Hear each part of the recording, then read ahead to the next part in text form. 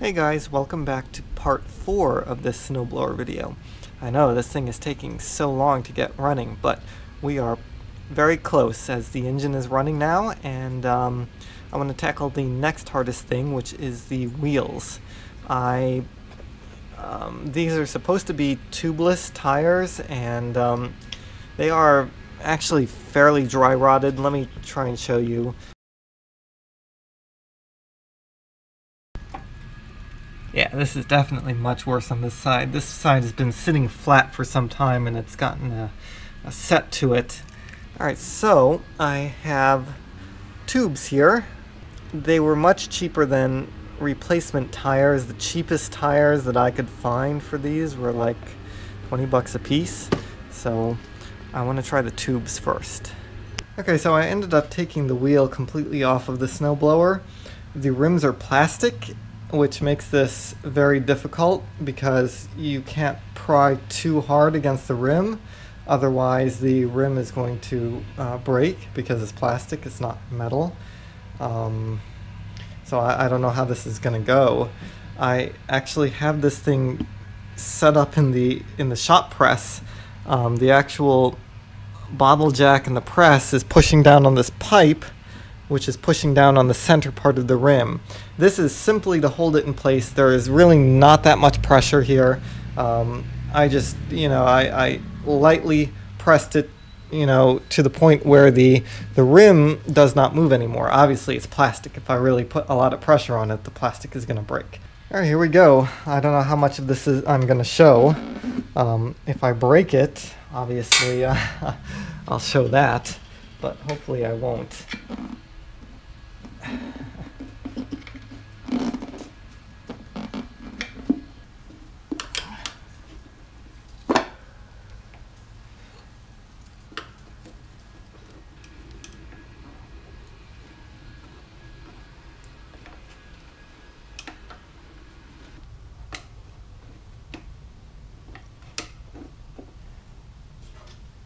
So I ended up switching it around to the other side. This plastic rim seemed beefier on the back side than on the front side.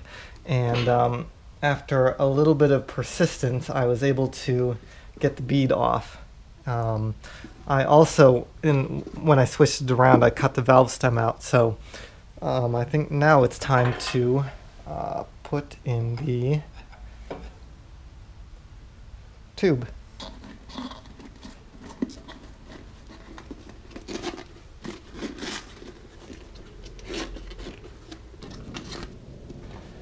These tubes are pretty tough, but they are not indestructible. I got the tube stuffed in there. The valve stem, though, is it's not coming through the hole. The rim has to be seated on the bead on this side for this thing to come through the hole. I'm not sure how that's going to work. Might try and put a valve stem remover in there to keep it lined up with the hole, or I don't know, maybe I'll just go for it. Well, I managed to get the tube in and the tire on. However, being a plastic rim, it got pretty beat up in the process of putting the tire back on, and I tried to fill it up with air and it it leaks, so I definitely nicked the tube in doing so. And I actually don't even really feel comfortable using these plastic rims. MTD actually had a recall on a subset of plastic rims that were used in snowblowers because they had a tendency to explode. I checked. These are not the rims that were recalled, the plastic rims, but this snowblower did come, one of the models of this Yard Machine snowblower did come with a set of plastic rims that did explode. Just because these weren't recalled doesn't mean that they won't explode, especially if they're, damaged like that. So, you know what? I decided to bite the bullet and buy a new set of rims and tires. And wouldn't you know it, the replacements for these, they don't even make plastic ones anymore. You have no choice but to get metal rims. And they were actually pretty pricey. They were, I think they were for the set $96 and change shipped, which is more than the snowblower itself. Yeah, I don't know. I don't know what to say about that. They are not tubeless. They actually come with tubes. They are genuine MTD replacement parts. So, yeah, take that at what you will. All right, let's clean this up. A noise alert.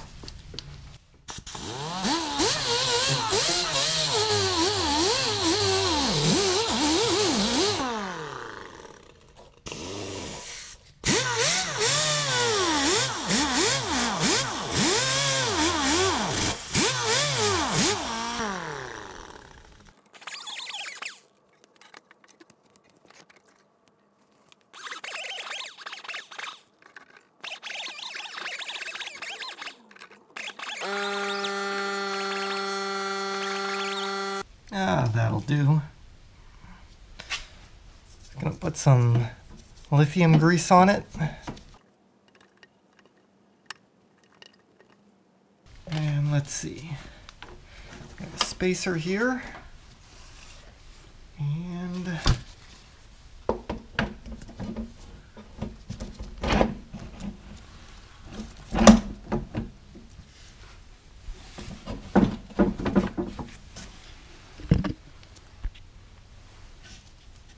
that looks good. Yeah, very nice. And the bolt goes on like that. Okay, we got 2 new tires on this thing. 1 and 2. And they work well, and I would expect them to work well for $100. So on to the next order of business, which is the cable. And right now, this cable is being held on by electrical tape. So let's remove some of this and see what we have under here.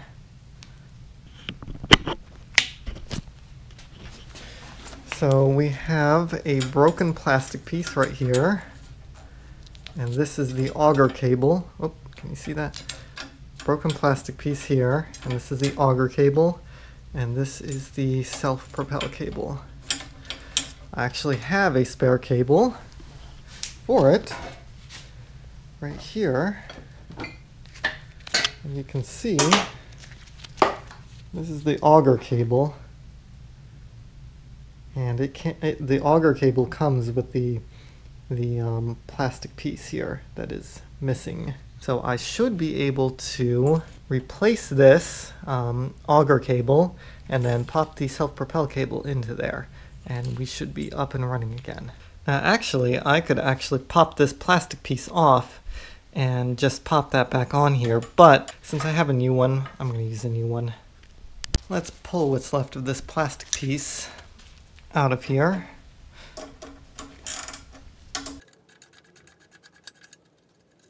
Let's pull the cable out of the bottom. Let's pop this cover off and take a look in there.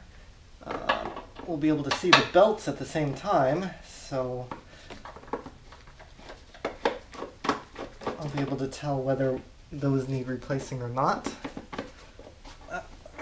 Clip here. There we go. And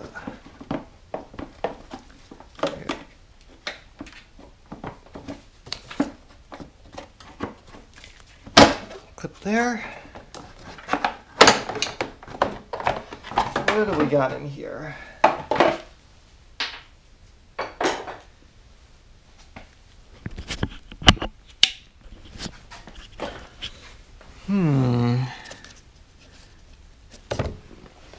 Belt's not too bad. There's a little bit of fraying on the edges, but I'm not concerned about that. This one same type of deal.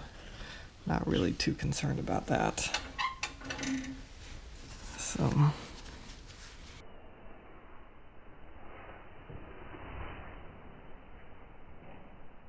time to get this cable loose now that we have the cover off.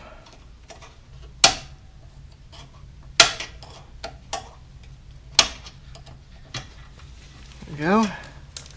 Got that out. Now I gotta undo this pulley.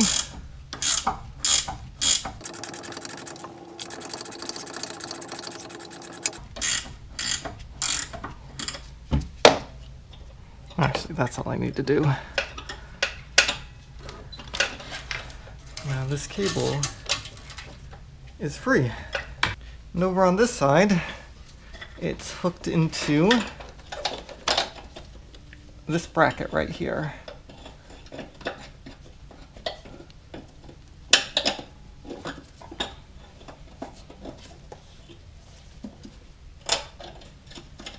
Actually, this is the idler. There we go. And we're free.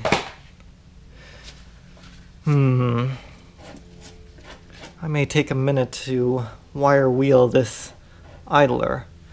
I will save you the noise and bring you back when I'm done. There, that looks a little better. Now, I took this belt off.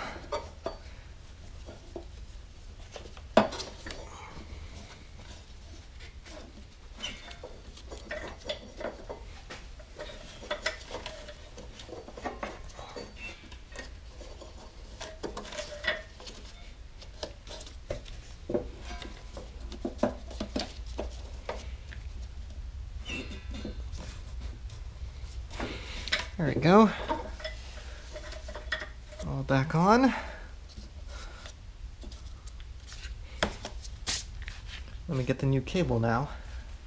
Here we are. And this should just hook in. Oops.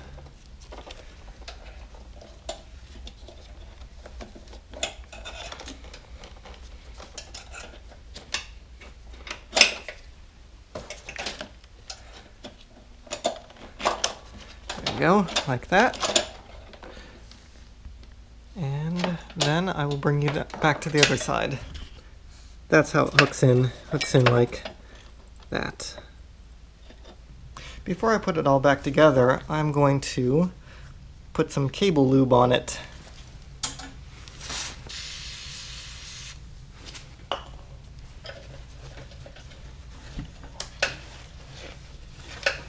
Just a light coat. Now I'm going to put that back on there.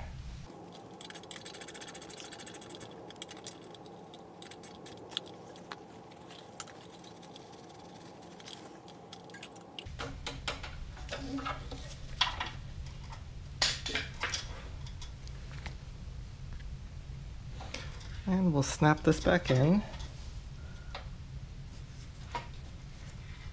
Like that. Oh, we're almost ready to reassemble, but before we do, I'm going to try lubing this cable, this drive cable here, with my cable luber. What you do is you kind of stick the cable in like that, and you stick the ferrule in like that, and you crank down.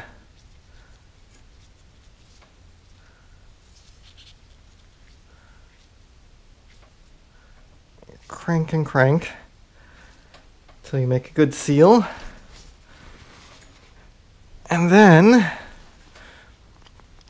you just spray the lube in there, and hopefully it should come out the bottom end of it.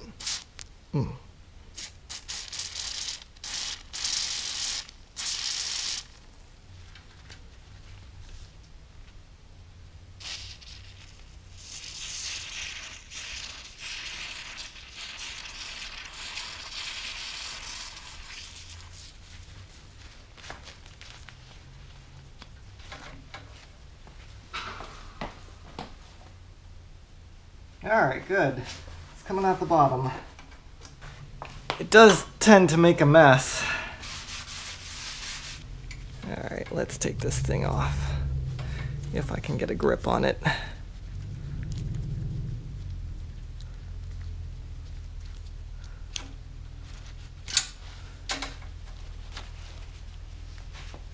Alright, now that all the cables are lubed up, I can pop this guy in here, like that.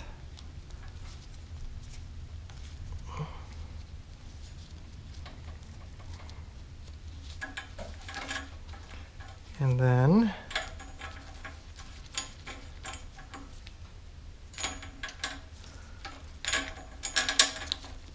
pop him on like that. So before I do that, I had to put this in. There we go.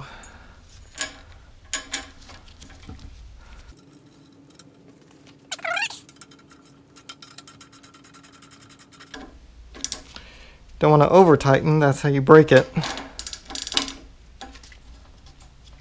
That should be good.